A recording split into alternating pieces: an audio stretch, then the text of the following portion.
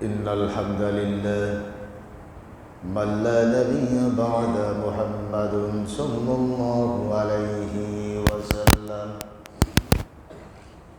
وشر الأمور محدثاتها وكل محدثة بدعة وكل بدعة ضلالة وكل ضلالة في النار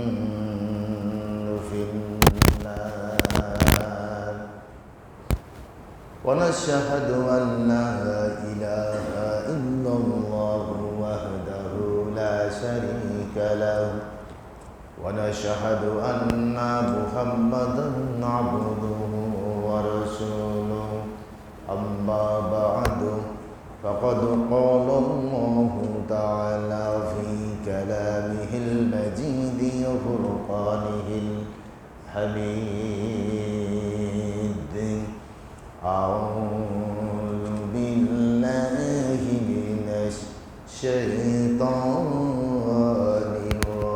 الرجيم بسم الله الرحمن الرحيم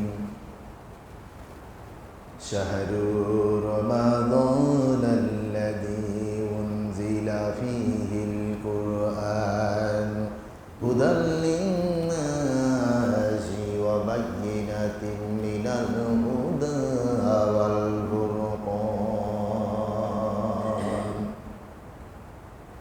صدق الله العظيم عن أبي هريرة رضي الله تعالى عنه قال قال رسول الله صلى الله عليه وسلم إذا دخل رمضان فتحت أبواب السماء وغلقت وفتحت أبواب السماء وغلقت أبواب جهنم وسلسلت فيه الشياطين وفيه رعاة وفتحت أبواب السماء রাওয়াহু বুখারী। আমি কোরআনের সুর মাঝে শুনেছি যে নাম, আজানের সুর মাঝেও শুনেছি ও নাম। আমি কোরআনের সুর মাঝে শুনেছি ও নাম, আজানের সুর মাঝেও শুনেছি ও নাম। ও নামে এত জাদু এত মধুময়, ও নাম নিয়ে ফুল সুরভি ছড়ায়। ব্যথিত মানবতা খুঁজে ফেরে হায়, হে রাসূল নবীজি তোমায়, হে রাসূল নবীজি তোমায়। আমি কোরআনের সুর মাঝে শুনেছি যে নাম, আজানের সুর মাঝেও শুনেছি ও নাম।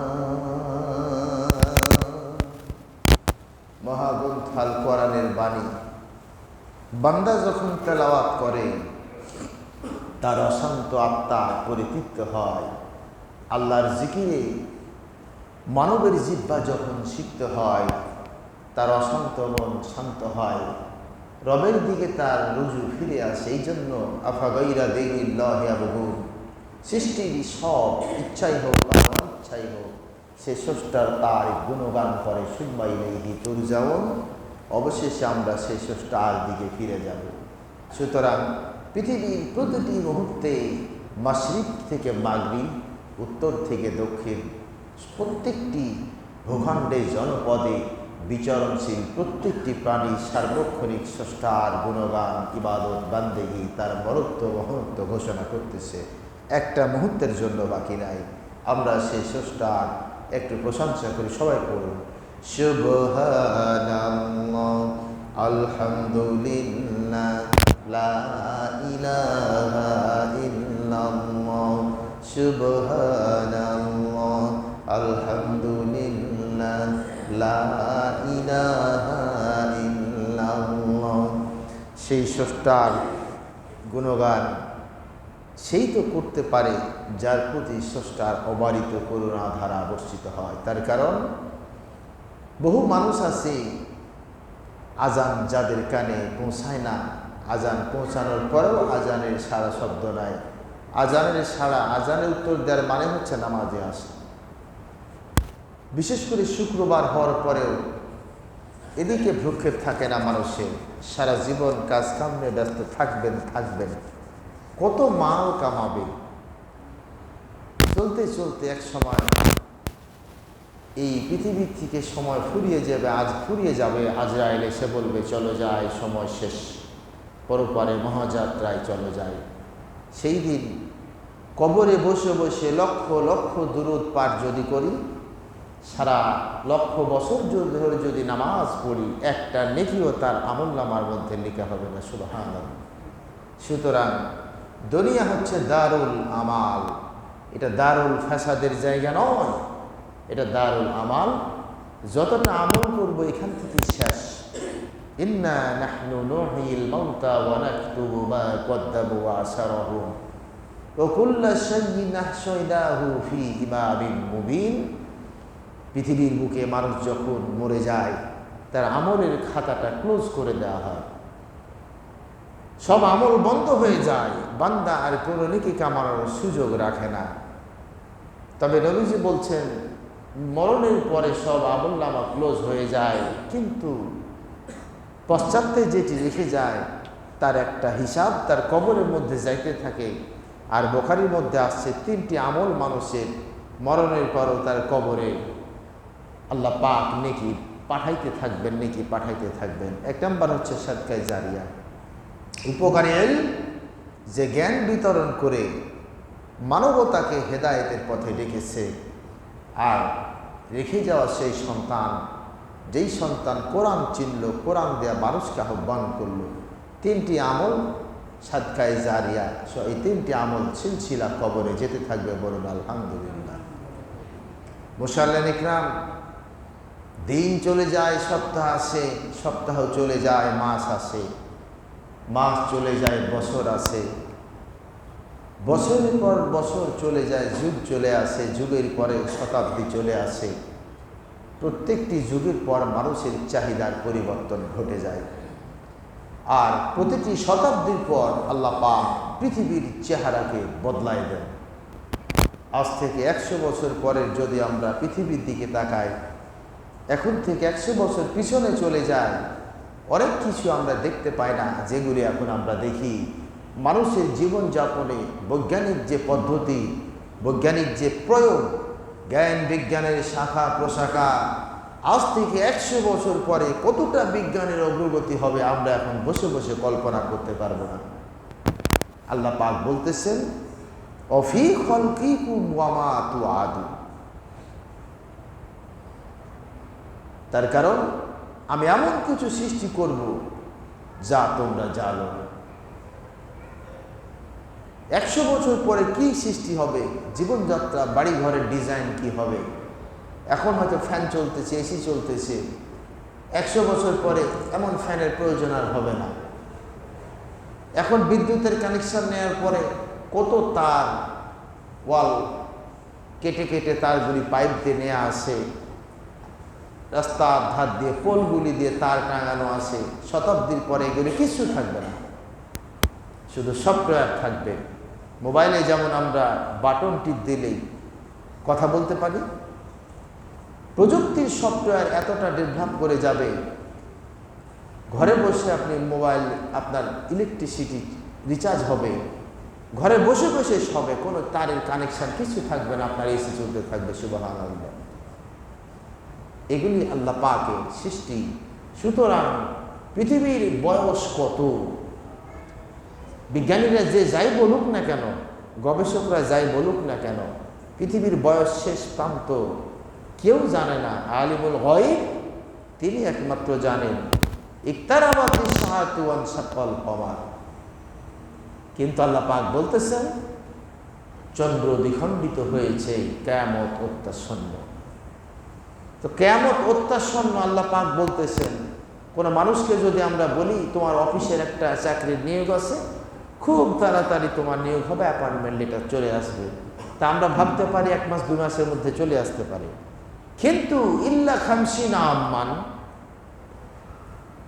50 আলফা সানা মিম্মা তাউদ্দুন, এই পৃথিবীর 50,000 বছর যদি ওই দিনের একদিন হয়, তাহলে আল্লাহ পাক যদি বলেন কিয়ামত অত্যাসন্ন, সেটি কত হাজার যেতে পারে, কত লক্ষ যেতে পারে, একবার চিন্তা করেছেন?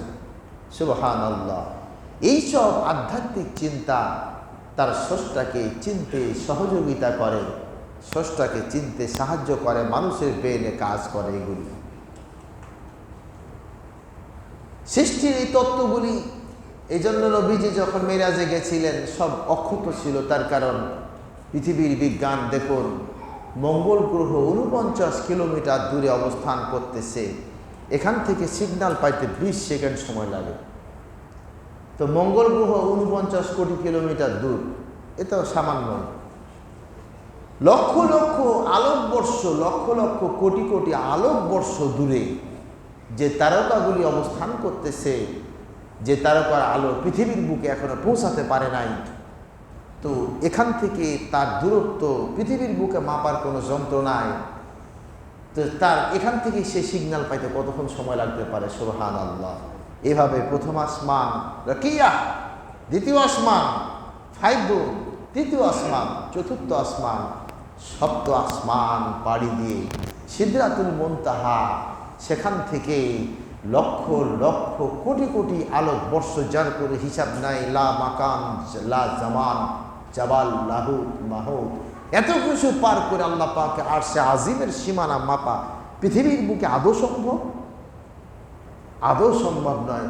অথচ জিবরাইল বলতেছেন আমি সিদরাতুল মুনতাহা থেকে আসতে সময় ততটুকুন লাগে। নবীজি বলছেন জিবরাইল তুমি যে 10 বার দিনে আসলা, তোমার সময় লাগে কতটা? জিবরাইল বলে রাসূল আপনি চোখের পলক মারবেন, চোখ বন্ধ করবেন, পলক খুলবেন, আমি হাজির। এগুলি অতীন্দ্রিয় কথা, বিজ্ঞানের ধারণা না থাকলে এগুলি মাথায় মানুষের কাজ করবে না।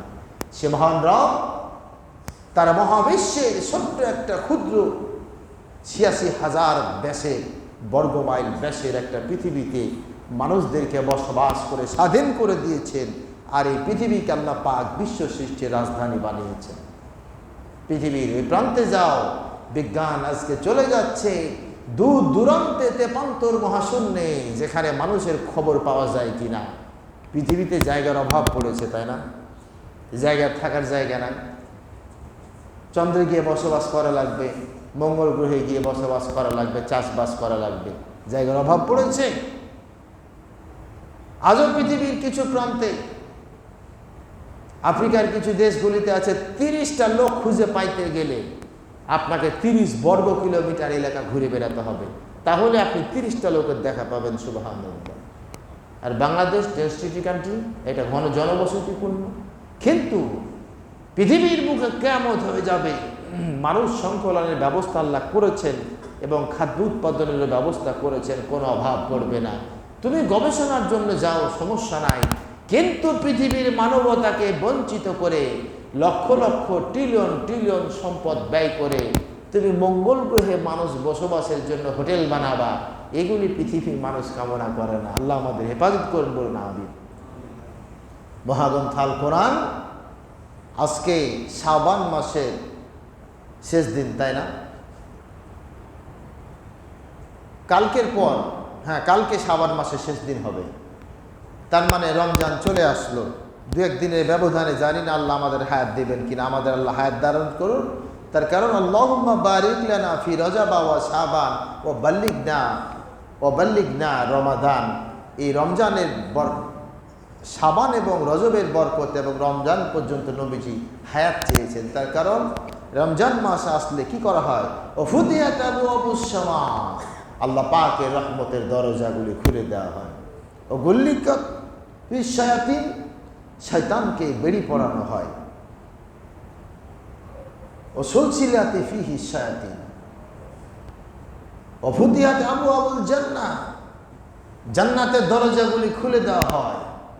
ও ফুতিহাত আবওয়াবুস সামা, আর আকাশের রহমতের সব দরজা খুলে দেওয়া হয়, শয়তানকে শৃঙ্খলিত করা হয়। আর এই রমজান মাসে আল্লাহ পাকের অবারিত নেয়ামত, অবারিত রহমত বর্ষিত হতে থাকে। এই দিনে বান্দা যদি একটা আমল করে 10 থেকে 700 গুণ পর্যন্ত বাড়ানো হয়। অন্য দিনের একটা ফরজের যে সওয়াব হবে, এই দিনের একটা নফলেরই সেই সওয়াব হবে। সুবহানাল্লাহ। তো রমজান কি? রমজান শব্দটি এসেছে রমজ শব্দ থেকে, আরবি রমজ, যেটাকে ভস্মীভূত করে দেওয়া হয়, পুড়িয়ে ফেলা হয়, জ্বালিয়ে পুড়িয়ে ছাই করে দেওয়া হয়। তো রমজানের সঙ্গে রমজের সম্পর্ক হচ্ছে যে এই রমজানের মধ্য দিয়ে তাকওয়া সৃষ্টি করে বান্দা তার জীবনের গুনাহগুলিকে ছাই করে, ভস্মীভূত করে, জ্বালিয়ে পুড়িয়ে ছারখার করে দিয়ে তার আমল নামাটা নেকি দ্বারা পূর্ণ করে দেয়। এই জন্য এই মাসকে রমজান বলা হয়েছে। ইন্না ইদ্দাতাশ শুহুরি, এখানে শাহর শব্দের অর্থ মাস, আর রমজান মানে রমজান মাস। সুবহানাল্লাহ। এগুলি কে নির্ধারণ করে? 12 মাসের নাম কে দিয়েছে? আমি, আপনি না, এগুলি আল্লাহ পাক নির্ধারণ করে দিয়েছেন। সুবহানাল্লাহ। শাহরুর রমাদান আল্লাযী উনজিলা ফীহিল কুরআন হুদাল লিন-নাস ওয়া বায়্যিনাতিন মিনাল হুদা ওয়াল ফুরকান। শাহরুর রমাদান, এটা সেই রমজান মাস যে রমজান মাসে মহাগ্রন্থ আল কোরআন নাজিল করা হয়েছে। এই আয়াতের মধ্যে এর তাফসিরের ব্যাখ্যায়, তাফসিরে মাজহারি মারিফুল কোরআন কুতুবি, বিভিন্ন তাফসিরগুলিতে দেখবেন যে শাহরুর রমাদান আল্লাযী উনজিলা ফীহিল কুরআন হুদাল লিন-নাস ওয়া বায়্যিনাতিন মিনাল হুদা ওয়াল ফুরকান, এখানে 4টি শব্দের ব্যাখ্যা করা হয়েছে। উনজিলা ফীহিল কুরআন, এখানে কোরআন শব্দের অর্থ আল্লাহ পাক ব্যবহার করেছেন। কোরআন মানে একটা কিতাবের নাম ধরেছেন আল্লাহ, যে কিতাবকে কুরআন, কুরআন শব্দটি কারওন থেকে, কারওন থেকে এসেছে, যার অর্থ পড়া, পড়া হয়, যেটা অধিক পঠিতব্য কিতাব। কোরআন পৃথিবীর মানুষ সব সময় তেলাওয়াত করতে আসে, এটি অধিক পড়া হয়, জন্য কারওন থেকে কোরআন শব্দটি আল্লাহ পাক গ্রহণ করেছেন। আল্লাহ পাক, আমি ব্যাখ্যা গিয়ে 2-1টা রেফারেন্স টানতেছি যে আল্লাহ পাক রমজান মাস দিয়েছেন বছরে একটা মাস। ইন্না ইদ্দাতাশ শুহুরি, এই গণনার মাস 1030 দিন, একটা আরবি 30 দিনের একটা মাস। এই একটা মাসকে আল্লাহ রোজা ফরজ করেছেন। অন্য 11 মাসে রোজা ফরজ নাই, নফল আছে, আপনি চাইলে করতে পারেন, না চাইলে নাও করতে পারেন, কিন্তু এই 30 দিনের রোজা ফরজ, তাই না? এই 30 দিনে কেউ যদি ইচ্ছে করে রোজা বাদ দেয়, তার কোনো কাফারাই নাই,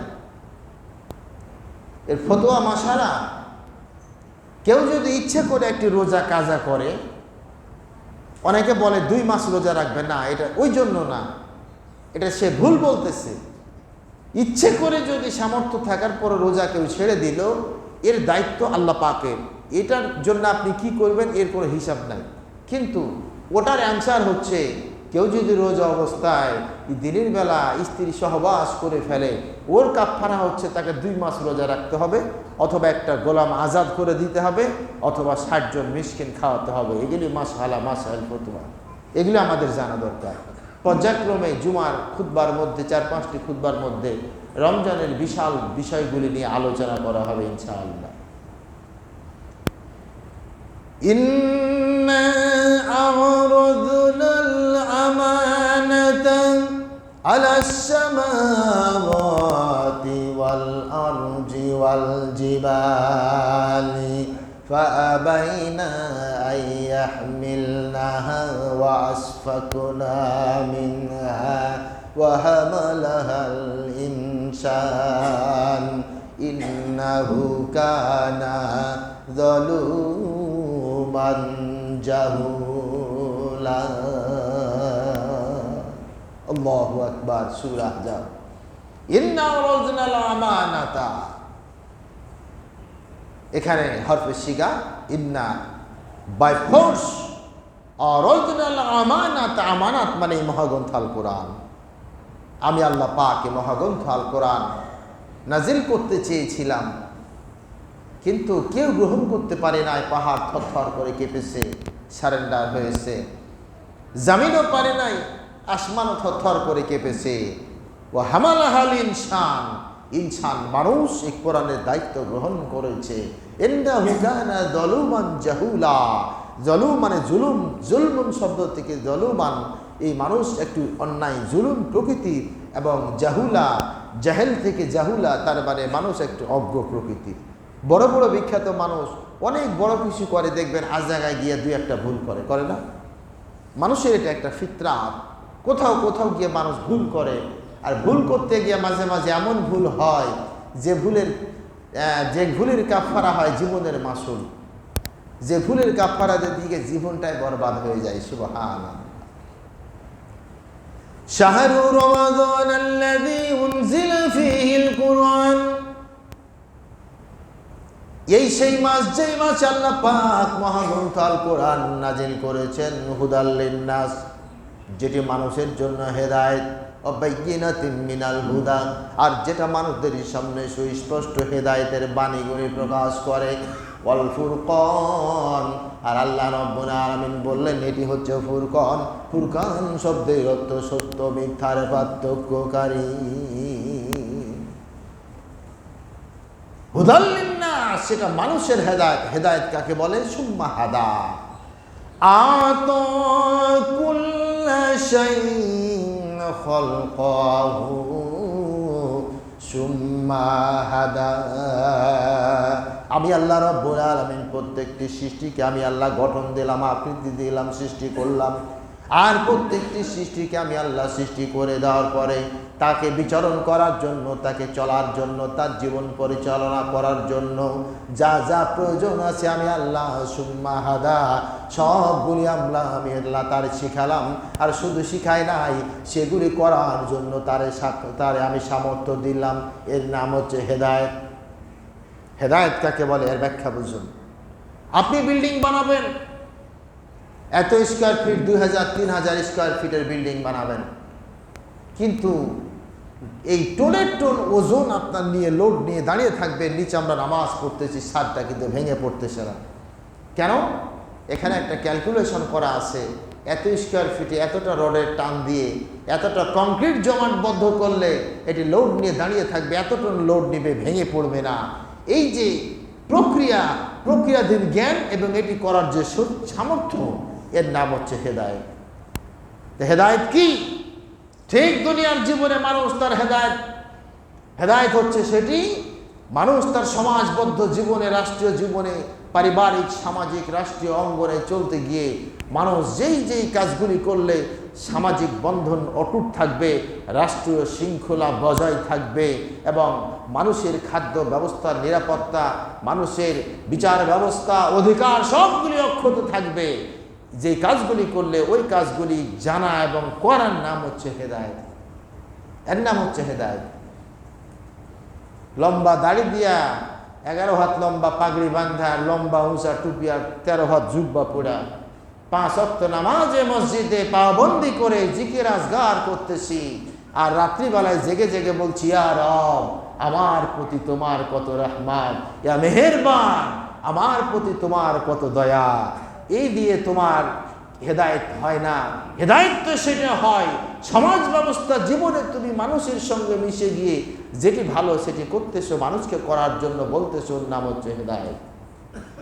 এগুলি আমাদের বুঝতে হবে। ফুরকান সত্য মিথ্যার পার্থক্যকারী, বাইয়িনাতিন মিনাল হুদা, আর এই হেদায়েতের সুস্পষ্ট ব্যাখ্যাকারী। বাইয়িনা সুস্পষ্ট, বাইয়িনা। লাকাদ আনজালনা ইলাইকুম কিতাবান ফীহি যিকরুকুম আফালা তাকিলুন।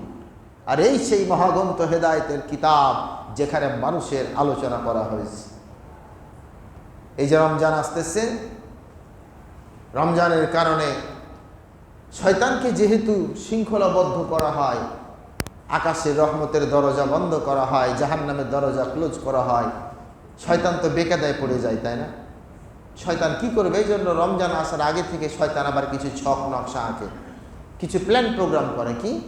শয়তান তখন তার দোসরদের সঙ্গে বসে বলে, তার যে বন্ধু আছে না দুনিয়ার বন্ধুদের, যেমন ফেরাউন বসে আছে। ফেরাউন যখন নিজেকে রব দাবি করলো, মাঝে মাঝে দুই একটা লোক ফেরাউনরা আল্লাহ মানে না, রব মানে না, মন খারাপ, হঠাৎ কেউ কেউ বিদ্রোহ করে। ফেরাউন তখন পুলিশ পাঠায় অর্ডার দেয়, ওরা ধরে নিয়ে আয়, বাঁধ, ওরা জেলখানা আয়না ঘরে বন্দি কর, জীবন শেষ কর। একটা নিয়ে আসে, আর একটা বিদ্রোহ করে। ফেরাউনের বড্ড মেজাজ খারাপ, যে সবাই আল্লাহ মানতেছে, দুই একটা থেকে বিদ্রোহ তৈরি হচ্ছে যে আমারে আল্লাহ মানে না। তো বলুন তো, ফেরাউন বা নমরুদ এরা যে নিজেকে রব দাবি করেছে, আল্লাহ দাবি করেছে, ওরা কি জানে যে আমি আল্লাহ? আল্লাহ তো একজন আছেন, এটা কি জানতো? কথা বলবেন। ওরা জানতো? ওরা জানে যে আমি আল্লাহ না। ফেরাউনও জানে আমি আল্লাহ না, নমরুদও জানে আমি আল্লাহ না, এটা জানে। তারপরও রাষ্ট্রীয় জীবনে নিজেকে রব কায়েম করেছে, আইনদাতা, বিধানদাতা বলেছে, যাতে পৃথিবীর মানুষগুলি তাকে রব বলে ডাকে এবং তার ক্ষমতা সারা জীবন টিকে থাকে। তো নমরুদ বসে আছে, ফেরাউন বসে আছে, মন খারাপ। মন্ত্রী সাহেব ঢুকতেছে, কয় মন খারাপ কেন? কয় সবাই আল্লাহ মানতেছে। হঠাৎ দুই একজন বিদ্রোহ করে, মূসা বিদ্রোহ করতেছে, ইব্রাহিম আলাইহিস সালাম বিদ্রোহ করতেছে। তো কি করা যায়? মন্ত্রী বলতেছে মন খারাপ করেন না, আমি দেখতেছি। তো ফেরাউন বা নমরুদ চিন্তা করতেছে, ভাবে মনে মনে, হারামজাদা তো জানে যে আমি তো আল্লাহ না, তো রবুবিয়তকে টিকিয়ে রাখার জন্য কত কৌশল করতেছে। বাইয়িনাতিন মিনাল হুদা, আর আল্লাহ পাক বলতেছেন আমার কোরআন দেয়া মানুষদেরকে আমি হেদায়েতগুলি শিক্ষা দেই, যার কারণে রাসূল পাঠিয়েছি। লাকাদ আনজালনা রুসুলানা বিল বাইয়িনাতি ওয়া আনজালনা মাআহুমুল কিতাবা বিল হাক্কি লিয়াকুমান নাসু বিল কিসত। আল্লাহ রাব্বুল আলামিন বলেন, আমি আল্লাহ রাব্বুল আলামিন লাকাদ আনজালনা, আমি আল্লাহ পাক নবী দিয়েছি, কিতাব দিয়েছি, নবী দিয়েছি, নবীদেরকে আমি কিতাব দিয়েছি, ওহী দিয়েছি, মানদণ্ড দিয়েছি, আর বিল বাইয়িনা, সুস্পষ্ট হেদায়েত দিয়েছি, যাতে করে পৃথিবীর মানুষগুলিকে তিনি মানদণ্ডের উপর দাঁড় করাতে পারে। মহা মুশকিল। ইবলিস আসা কয়, ফেরাউন মন খারাপ কেন? ফেরাউন বলে, আর বলিস না, মাঝে মাঝে বিদ্রোহ হচ্ছে, রবুবিয়তকে টিকা দিকে কত মানুষকে হত্যা করলাম, 40,000 বনিশ চাইল্ডের, শিশুদের হত্যা করে ফেললাম, সবগুলির দাসী বানালাম, বাদী বানালাম, নির্যাতন করতেছি। এরপরও কেউ মাঝে মাঝে এসে আল্লাহ মানে না, রব মানে না, কি করা যায়? ইবলিস বলছে, তুই যে আল্লাহ দাবি করিস, তোর নবী লাগবে না? নবীকে কত? তোর নবী তো নাই, তোকে আমি হলাম তোর নবী।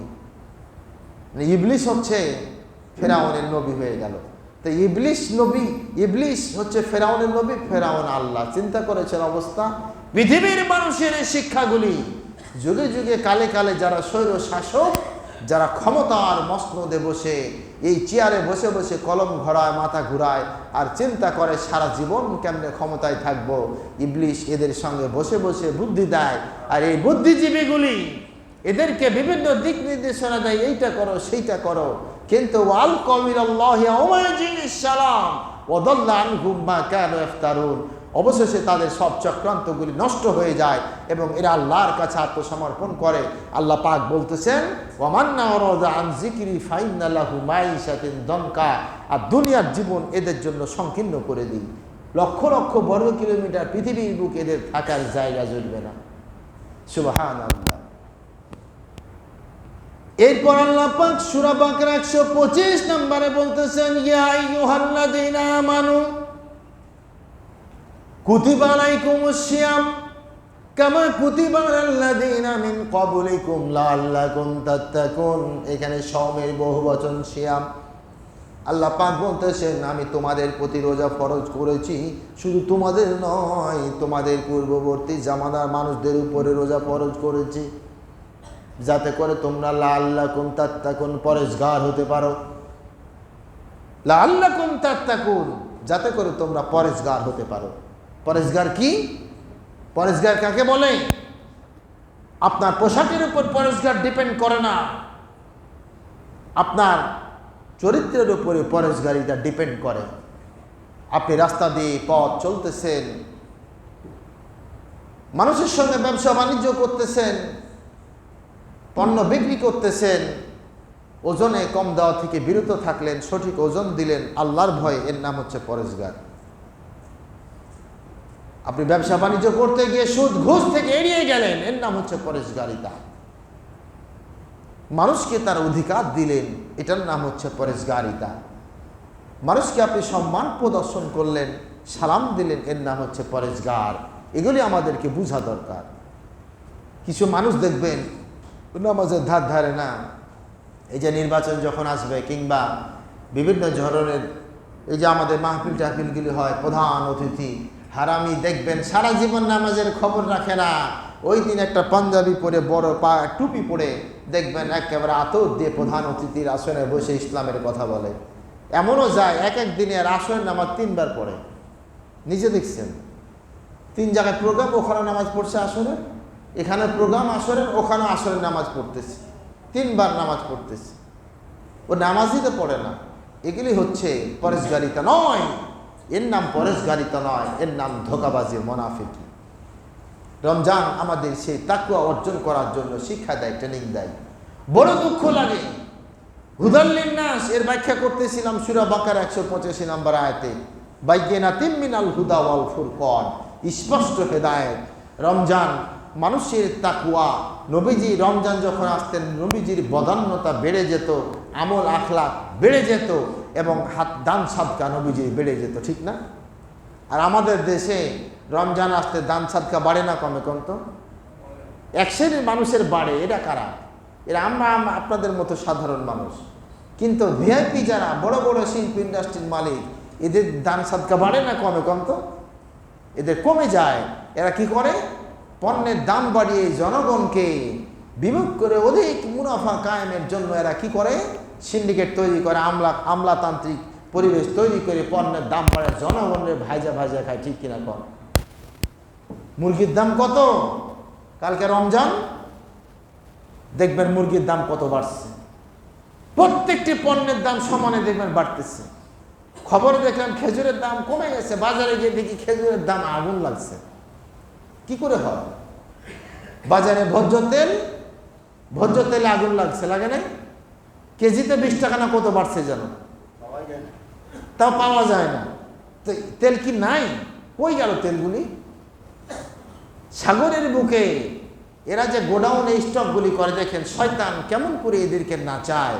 একটা এক্সাম্পল দেখেন কেমনে শয়তান নাচায়। ওমান্না রোজান জিকরি ফাইন্নাল্লাহু মাইসাতান দনকা ইয়াউমানাদু কুল্লা উনাসিন বিইমামিহিম। এরা কি করতেছে? গোডাউনে স্টক করলে এখন আইন শৃঙ্খলা বাহিনী গোডাউনগুলোকে রেট দিয়ে ফাইন করে, তাই না? জরিমানা করে। মাদার ভেসেল, বড় বড় জাহাজ, মাদার ভেসেল, যে জাহাজগুলো অনেক বড়, এক একটা জাহাজ 1200 ফুট পর্যন্ত লম্বা হয়, সুবহানাল্লাহ, 250 ফুট চওড়া, দানবের মতো জিনিসগুলি মহাসমুদ্র পাড়ি দিয়ে মহাসমুদ্রের বুক বিদীর্ণ করে লক্ষ কিলোমিটার পথ পাড়ি দিয়ে গন্তব্যে পৌঁছে যায়। আল্লাহ পাক বলছেন ওয়াজাআলা লাকুমুল মাহদা, এগুলি তোমাদের জন্য নিদর্শন। এই শয়তানগুলি জাহাজের লক্ষ লক্ষ ভোজ্য তেলগুলি, টন খাদ্যগুলি, এগুলি আবার গোডাউনে স্টক না করে মহাসমুদ্রে ভাসায় রাখছে। তথ্য বেরিয়ে আসছে না? যারা খবর রাখেন দেখেছেন।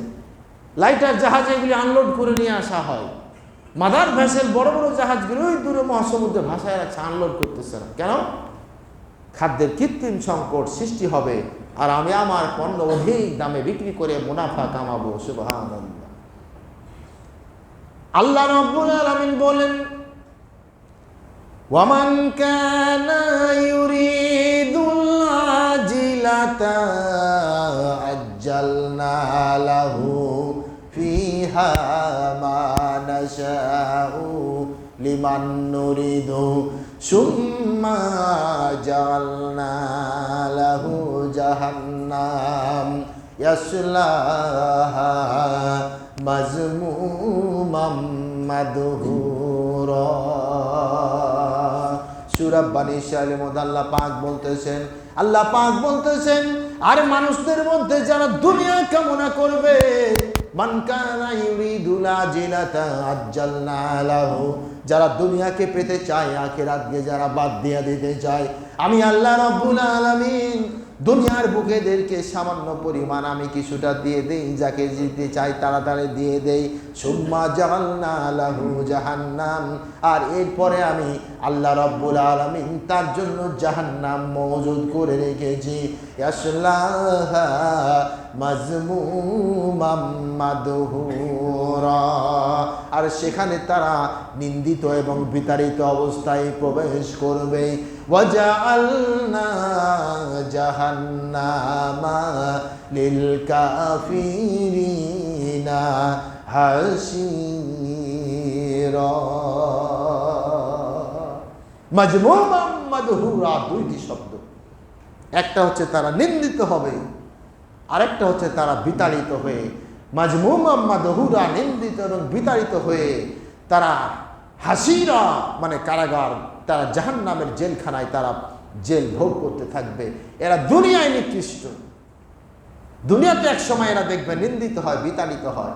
সময়ের আবর্তনে আজকে সেই নেতারা কোথায়, যারা কলম ঘুরিয়ে ঘুরিয়ে সাধারণ জনগণগুলিকে নির্যাতন করেছে, আজকে তারা কোথায়? আজকে তারা নিজের জন্মভূমিতে ঠাঁই পাচ্ছে না, পৃথিবীর দিকে দিকে দিকভ্রান্ত হয়ে বস্ত্রহারা বেদুইন যাযাবর হয়ে তারা ঘুরে বেড়াচ্ছে। শুধু এখানেই শেষ নয়, সুম্মা জাআলনা লাহু জাহান্নাম, এরপরে তাদেরকে জাহান্নাম হচ্ছে কাফিরদের জন্য জেলখানা, ওখানে গিয়ে আল্লাহ পাক বন্দী করবেন। আল্লাহর নবী